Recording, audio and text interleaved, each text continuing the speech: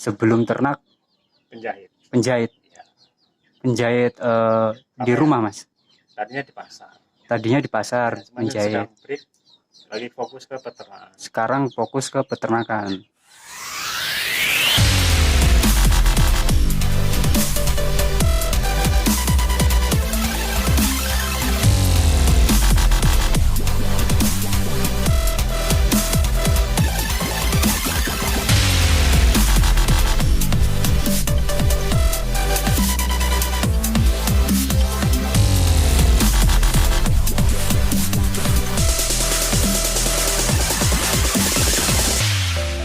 Assalamualaikum warahmatullahi wabarakatuh. Kita jumpa lagi dengan saya Andi Intis, masih di informasi ternak skala rumahan. Oke teman-teman, terima kasih yang sudah selalu ikutin channel saya, dan yang belum subscribe silahkan di subscribe ya teman-teman. Nah, jadi kali ini saya sedang berada di peternak skala rumahan ya teman-teman. Nah, nanti kita bakalan ketemu juga dengan ownernya atau pemilik kandang. Sebenarnya beliau ini pelihara jenis ayam apa dan bagaimana untuk cara perawatannya teman-teman. Nah, ikutin terus informasi dari saya dan langsung aja kita ketemu dengan ownernya atau pemilik kandangnya ya teman-teman. Oke, jadi kita langsung aja ketemu dengan pemilik kandang atau ownernya ya teman-teman. Nah, itu orangnya sedang di kandang teman-teman. Jadi kita langsung tanya-tanya aja dengan orangnya. Assalamualaikum Mas. Dengan Mas siapa ini? Dengan Mas Imam. Dengan Mas Imam ya. Ini Mas, saya kan dapat informasi tentang peternakan sampean ini. Untuk alamatnya di mana ini Mas? Ini di Desa Bukina Bukti, Kecamatan Sukadana, Lampung Timur. Kecamatan Sukadana, Lampung Timur ya Mas. Ya. Jadi buat teman-teman yang misalkan beralamat di sekitaran Bumi Nabung Mas ya, untuk yang mau main ke kandang itu dipersilahkan atau tidak? Boleh, kalau mau belajar. Boleh Mas ya, kita belajar bareng-bareng Mas ya. Nah, kita juga mau lihat ayam-ayamnya ini Mas, boleh ya? Untuk ayamnya ini jenis apa Mas yang pelihara ayam? Ini KUB 1. KUB? KUB 1? KUB ada 2. Oh, jadi KUB ada 2. KUB 1. Oh, jadi apa Mas bedanya dengan KUB 1 dan 2 itu? KUB 1 lebih cenderung hitam. Kaki Oh. hitam, mata hitam, abu-abu, tua. Jadi lebih ke warna ya Mas ya? Ya, tua. Untuk kualitasnya sendiri Mas, yang KUB 1 dan 2 itu gimana itu? Kalau 2 itu udah di-upgrade sebenarnya. Sebenarnya telurnya lebih banyak KUB 2, cuman yang kita miliki baru KUB 1. Oh gitu, jadi kualitas telurnya Mas ya? Ya. Kalau untuk KUB 1 per tahun bisa sampai 180 butir. Per tahun? Per tahun. Per tahun 180 butir. Kalau KUB itu udah di-upgrade sekitar 200-an telur per tahun. Gitu. Nah Mas, sampai ini kan termasuk peternak skala rumahan ya Mas ya. Nah, untuk indukannya sendiri yang ada di kandang sampai ini berapa ekor Mas untuk indukannya? Semua ada 25 ekor. jadi 29 sama indukan Arab. Oh, jadi ini KUB dan Arab. Nah, jadi Mas Imam ini pelihara jenis ayam kampung KUB dan Arab teman-teman. Dan untuk jantannya sendiri per kandang ini diisi berapa Mas?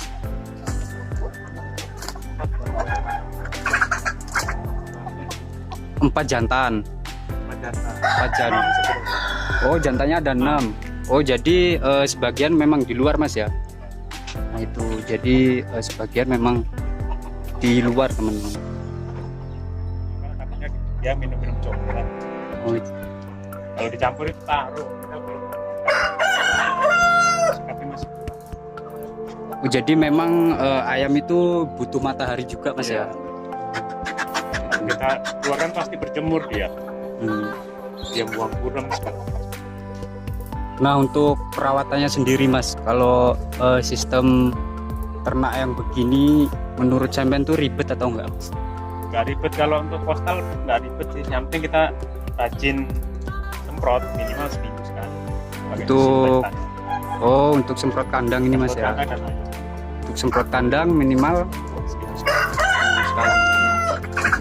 Jadi memang untuk kandang itu kita harus selalu menjaga benar-benar Mas ya, supaya ayam-ayam yang di kandang juga pada sehat teman-teman.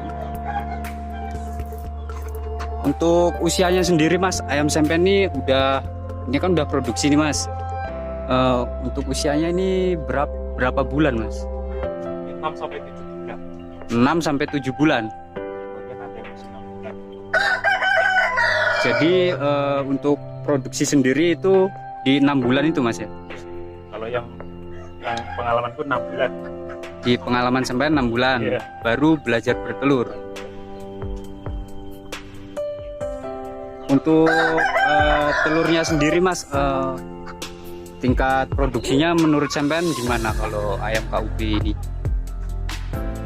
Produksinya sementara masih 50% lebih, 60-an. Baru dari 25 16 butir per hari. Per hari 16 butir dari 25 bukan. 25 indukan. Berarti sebagian belum ada yang bertelur Mas ya. Jadi nanti memang tunggu sampai 5-6 bulan Mas ya baru bertelur. Jadi gitu teman. Untuk produksi nih Mas, sampai ini kan udah produksi. Nah, jadi sampai ini untuk telurnya ditetaskan atau gimana ini Mas? Ya, ini kita kumpulkan. Kita masukkan. Kita jualnya di UC. Oh, jadi sampean jual DOC dari anak-anakan indukan yang ada di sini Mas ya. Berarti sampean ini udah mulai menetaskan nih Mas ya? Ya. Oh. Nanti kita bisa lihat mesin tetasnya nggak Mas? Boleh. Untuk supaya jadi referensi juga lah untuk teman-teman yang memang mau terjun di peternakan atau pertelevitian teman-teman. Nah, sebelum ke mesin tetas kita bakalan tanya-tanya juga untuk sistem kandangnya teman-teman.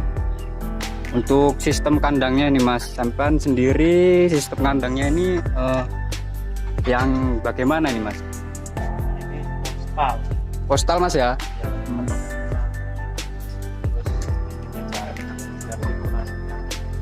Oh, jadi memanfaatkan sirkulasi juga Mas ya? Ya, bukan kering dan udara segar. Intinya ayam juga membutuhkan yang namanya udara segar Mas ya? Ya betul. Untuk kandangnya sendiri nih Mas, ukurannya kira-kira berapa kali berapa ini Mas kandang sampean?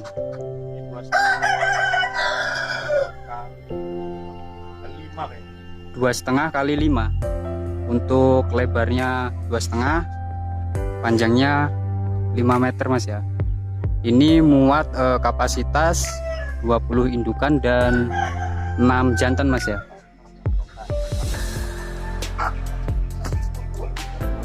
Nah, kita kan udah lumayan lama nih Mas di sini. Saya rasa tuh kok nggak ada bau itu loh Mas. Itu rahasianya apa ini Mas untuk kandang sampean supaya nggak bau seperti ini? Langsung harus pakai ini. Kita buatkan minumnya, kita campur alkali.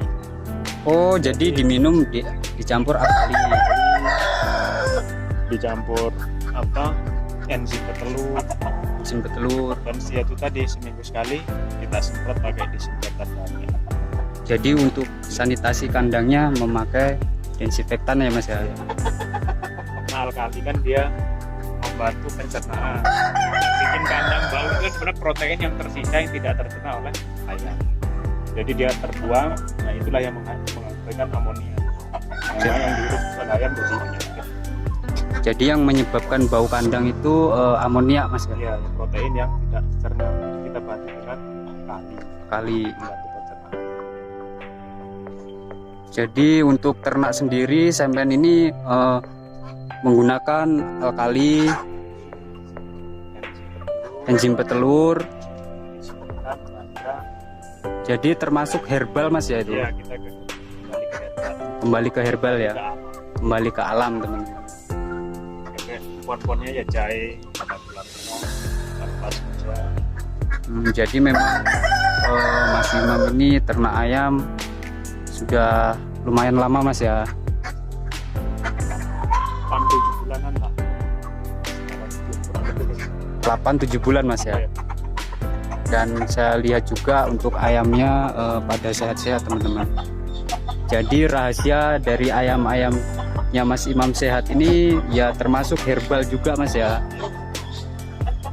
Jadi Mas Imam ini ternak menggunakan full herbal teman-teman. Untuk herbalnya sendiri nanti bisa diperlihatkan mas ya? Boleh teman-teman. Jadi nanti kita lihat juga untuk herbal-herbalnya dan untuk telur-telur yang sudah ditetaskan atau masuk di mesin tetas teman-teman. Jadi seperti apa informasi selanjutnya, pantengin terus channel saya teman-teman. Nanti kita langsung aja ke mesin tetas untuk melihat bagaimana cara menetaskannya dan sebenarnya gimana sih trik dan tipsnya untuk menjadi peternak mandiri seperti Mas Imam ini teman-teman. Nah ini Mas Imamnya juga lagi kasih makan ayam-ayamnya teman-teman. Nanti kita tanya juga untuk resep makanannya supaya ayamnya ini rajin bertelur teman-teman. Nah untuk pakannya sendiri nih mas, sampean yang digunakan di kandang sampean ini apa aja mas untuk bahan indukan? Ini katu, cuma popok, terus untuk yang petelurnya 2 popok. Ini pakai beras reject ini. Kalau enggak kadang pakai jagung pecah, pecahan jagung. Jadi dengan 3 bahan aja ya mas ya? Jadi sore sekali makan ini 1 baskom ini. Sekali makan 1 baskom dan Pagi itu sama sore. pagi sama sore. Kadang kalau siang aku kasih daun-daunan, rumputan. Oh kalau siang dikasih daun-daunan. Rumput. Kenapa tuh mas kok dikasih daun-daunan? Karena ayam tuh kayak butuh hijauan juga. Butuh hijauan Iya. ya? Kalau kita lihat kan kita lihat dia makan rumputan. Jadi Makan rumput. sebisa mungkin kita ikuti apa yang dia lakukan secara alami. Nah jadi gitu teman-teman. Tidak lupa juga di kandang Mas Imam ini selalu dikasih hijau-hijauan teman-teman, supaya untuk ayam-ayamnya sendiri pun bertelurnya sangat-sangat lancar ya.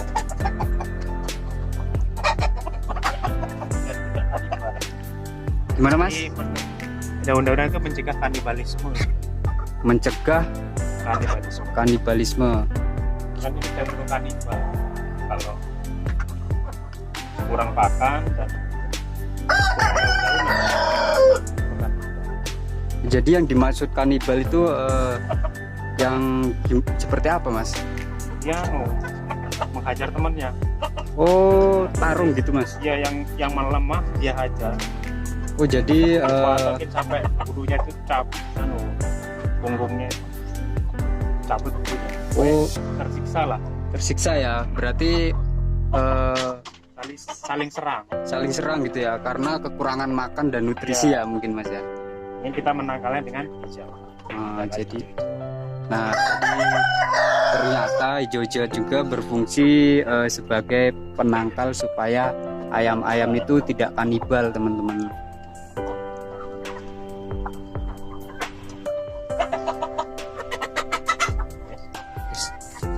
Oke, langsung aja kita ke mesin tetas ya mas mungkin. Kita lanjut ke mesin tetasnya ya. Nanti kita lihat juga untuk proses cara menetaskan telurnya bagaimana. Kita langsung tanya-tanya aja ke Mas Imamnya teman-teman. Nah ini dia untuk mesin tetasnya yang lumayan besar ya kalau saya lihat. Untuk kapasitas mesin tetasnya nih mas, ini berapa butir telur nih mas besar ini? Sekitar 800. 800 telur. Gila teman-teman. Jadi memang Mas Imam ini benar-benar peternak yang skala rumahan teman-teman. Dengan hanya 25 indukan bisa menghasilkan telur segini banyak teman-teman. Dan ini yang sudah masuk ini sekitar berapa butir nih Mas? Sekitar 150 kurang lebih 150. Mantep, ini sangat-sangat mantep ini teman-teman. Ini bisa dicontoh juga untuk supaya tidak takut ya Mas untuk menjadi peternak rumahan. Mandiri, kita tiap bulan gantung. Ya, jadi kita juga bisa untuk menekan biaya beli DOC misalkan Mas ya. Jadi memang Mas Imam ini menjual DOC juga Mas ya. Iya, kita main DOC. Nah, Mas Imam ini jual DOC teman-teman. Jadi buat teman-teman yang nonton video ini yang beralamat di mungkin di daerah yang sama bisa datang ke kandangnya Mas Imam Mas ya, untuk melihat-lihat kandang dan bisa DOC ini kalau sampai jualnya gimana tuh Mas, per box atau bisa diecer atau gimana? Kita ecer kadang. Oh kadang diecer juga. Per biji kira-kira berapa tuh Mas? 8.500. 8.500 per ekor. Per ekor. Nah jadi 8.500 per ekor teman-teman. Nah ini cocok nih untuk para pemula yang mau terjun di peternakan, karena mungkin untuk peternak tidak usah terlalu banyak Mas ya. Tuh teman-teman. Untuk penetasannya sendiri ini berapa hari Mas kira-kira? Kalau KUB biasanya 19 hari itu sudah mulai retak. 19 hari? Iya. Jadi 21 hari itu selesai. 21 hari udah Kering. udah menetas semua Mas ya. Tuh teman-teman. Manual. Ini mesin tetas manual Mas ya. Dan untuk, nah saya penasaran tuh Mas, yang di dalam toples ini sebenarnya apa nih Mas? Ini air. Ini air untuk Menambah kelembapan dan sirkulasi. menambah kelembapan. Ya. Jadi memang harus dijaga ya Mas, Dijaga. kelembapannya supaya hasilnya maksimal ya Mas.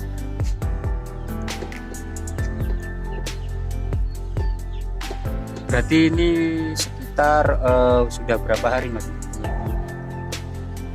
Ini 2 minggu kan. Ini 2 minggu Dia ya? nggak bareng. Oh untuk masuk telurnya nggak bareng Mas? Udah ke 12. Yang itu tanggal 12. Nggak bareng. Oh jadi memang per siklus ya Mas? Iya. Oh. Pokoknya 30 atau 40 tak masuk ini. Jadi memang harus nunggu banyak dulu baru dimasukin gitu ya Mas. Oke Mas, bisa ditutup lagi, nanti takutnya suhunya bisa berkurang. Ini kita buat ecer.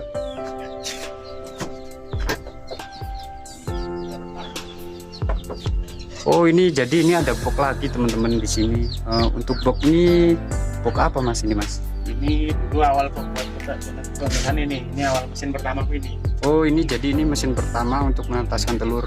Kita setting buat seri. Hatchery namanya Mas. Iya. Jadi Jadi setelah setter kita hatchernya di sini. Tinggal letaknya, tinggal atasnya itu pindah ke sini. oh jadi yang di box tadi itu Setter. oh gitu teman-teman. Jadi usia 18 hari itu pindah ke sini. Suhunya di sini. Ditaruh di sini umur telur 18 hari. 18. Ini sangat-sangat apa ya, mantep lah ini pokoknya Mas Imam ini. Ini juga buat sendiri. Semua buat sendiri. Semua buat sendiri Mas. Dari mesin tetas semua Belajar. Yes, belajar sambil jalan ya. Nah Mas, untuk selain ternak nih Mas, kesibukan sehari-hari apa sih Mas? Sebelumnya aku jahit, ini lagi konsen ke peternakan susu anak Sebelum ternak menjahit. penjahit di rumah Mas. Tadinya di pasar. Tadinya di pasar menjahit. Lagi fokus ke peternakan. Sekarang fokus ke peternakan. Jadi selain ternak, Mas Imam ini dulu penjahit dan sekarang fokus ke ternak teman-teman. Nah ini bisa jadi referensi juga teman-teman yang mau ternak ayam, khususnya yang skala rumahan seperti Mas Imam. Nah karena ini banyak teman-teman juga yang tanya ya Mas, untuk sebenarnya ternak ini sulit atau tidak, dan gimana menurut sampean sendiri? Intinya sebenarnya tidak sulit. Kalau mau belajar ya memulai saja, yang penting jumlahnya jangan kapasitas banyak. Jadi kita sambil memulai sambil terus mencari referensi Supaya ternak itu, jadi kita tahu ya Mas, supaya kita sharing ke perluas perkenalan sama orang para peternak yang di sini. Jadi kita belajar sambil tapi jangan banyak-banyak. Berarti skala kecil dulu Mas ya. Jadi gitu.